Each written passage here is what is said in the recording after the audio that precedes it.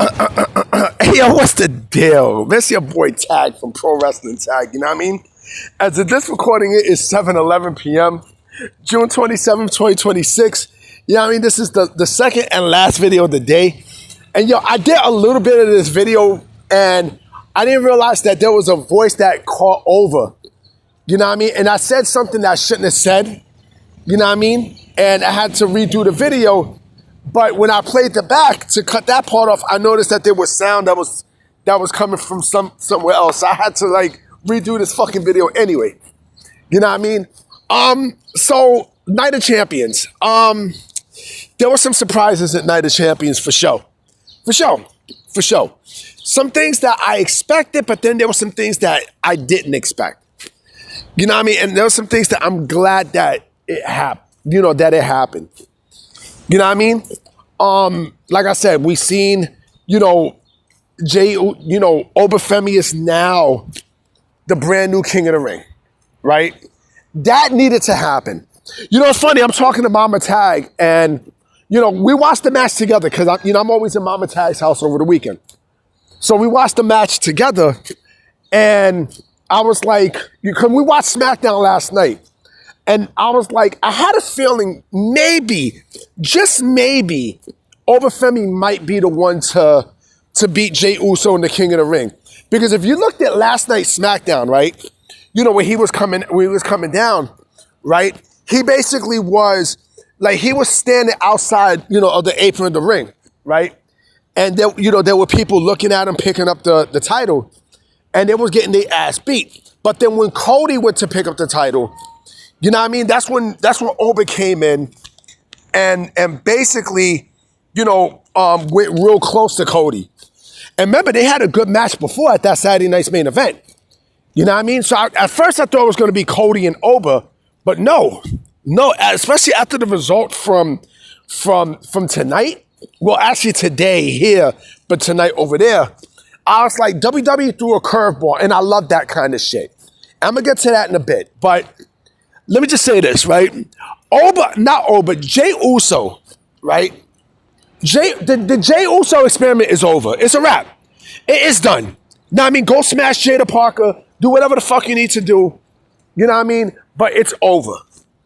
I think, in my personal opinion, WWE has done they've done everything that they could with the Jey Uso experiment that there's nothing else you can do. Like you're not gonna strike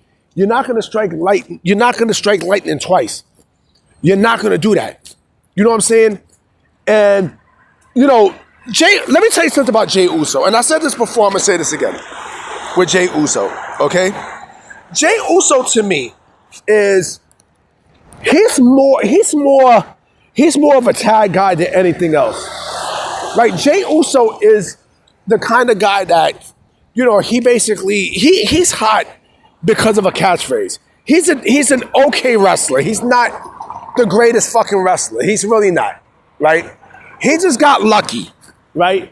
And the whole yeet thing basically was it caught on. It pretty much caught on, right? The whole yeet movement, it caught on and everything. And that's what actually got him hot with the crowd and such, right? That's why he was fucking over, right? He won the Royal Rumble. He was World Heavyweight Champion. You know what I mean? This is why he got over, right? But people seem to forget that the whole yeet movement, right, basically was, that whole yeet thing that's not new. If you think about it, the whole yeet movement that actually was like maybe fucking between 16 and 18 years ago when they had videos on YouTube, right? Where some people, and I'm going to try to find the videos I'm going to try to find it, where, 3 people used the word yeet, right? There was one with this guy who he seen a mixtape, right?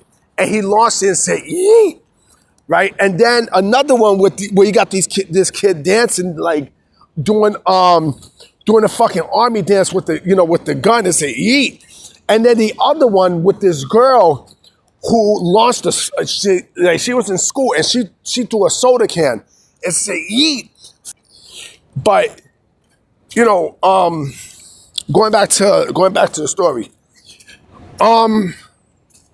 Listen, WWE played it right with Oba Femi. They played it correct to the T with Oba Femi. They needed to give him the King of the Ring. They needed to do it. You know what I mean? They gave Io Sky, you know, the Queen of the Ring, right? But with Oba, see, this is gonna be, see, they have a chance now at, you know, but even with this, it's going to be very, very, very interesting with what happens with Oba Femi. And this goes to the next thing that I'm gonna talk about, Sami Zayn, right? So after 10 years on the main roster, right? I know that now, after 10 years in WWE, right? 10 plus years, because remember, he came in 2013, you know what I mean? And remember, he was El Generico in Ring of Honor, Pro Wrestling Guerrilla, and the Indies. You know what I mean? Everywhere in Canada. Him and Kevin Steen, a.k.a. Kevin Owens. You know what I'm saying? And he worked his ass off to get to this point, to now finally say, you know, I'm WWE champion, right? So, you know, WWE pulled the trigger, and I'm glad that they did, because even my mom was like, I'm kind of getting tired of Cody Rhodes, and rightfully so, because like, and I understand Cody Rhodes is not even the fucking face of the company. You know what I mean? I would say he's to me, Roman Reigns is QB1. You know what I mean? And then, you know, right next to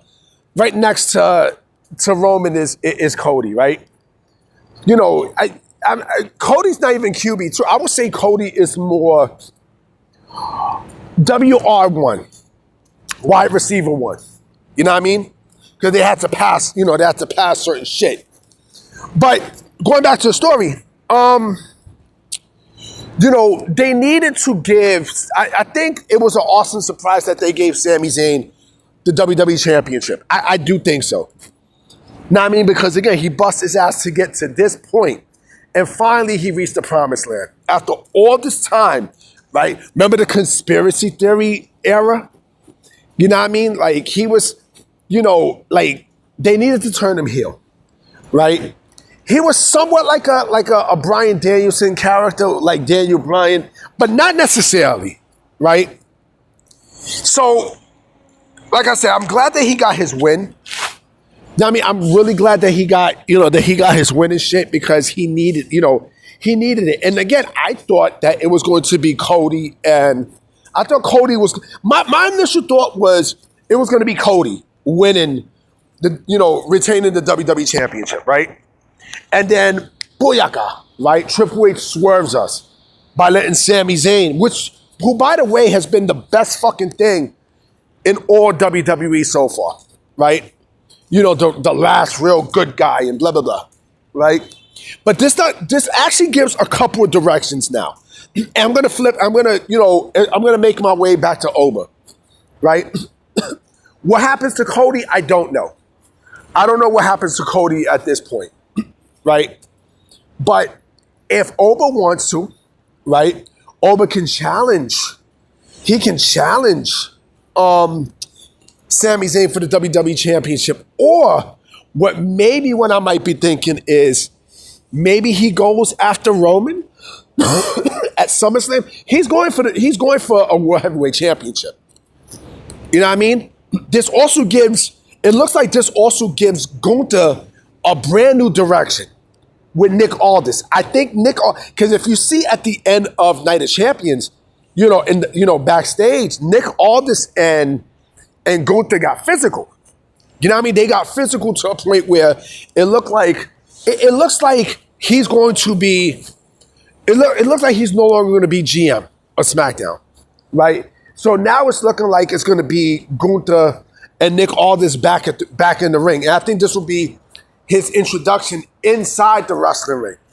You know what I mean? I don't know if it's one time only or if it's something else. I don't fucking know. Me no sabe, right?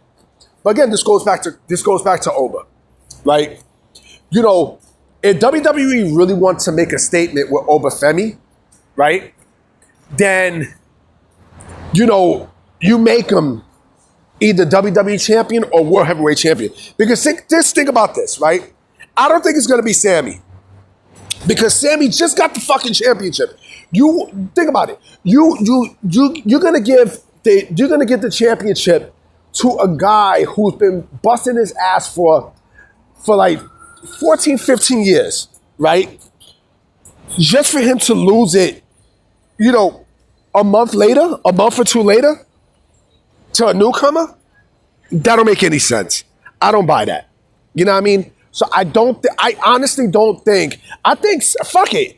You know, Cody, you know, is contractually obligated for a rematch. So it might be Cody and fucking Sami at SummerSlam, right? But it might be Oba and Roman also at SummerSlam, right? And Gunther and Nick Aldis. This is what I'm thinking about. You know what I mean? You know, the card will be fleshed out. You know, and now we also know now that it's going to be EO against Liv at SummerSlam as well. You know what I mean? SummerSlam is looking to be a decent card, right? But we definitely shall see. We clearly shall see. It's going to be interesting. You know? What the fuck is this dude doing, man? Yeah, I'm right here on fucking Flatbush Extension, getting ready to cross the street, and this dude just jumping around, bugging out. You know, anyway, guys, I'm about to be out. You know what I mean? I'm going to definitely holler at y'all tomorrow. So I'll see y'all. Peace.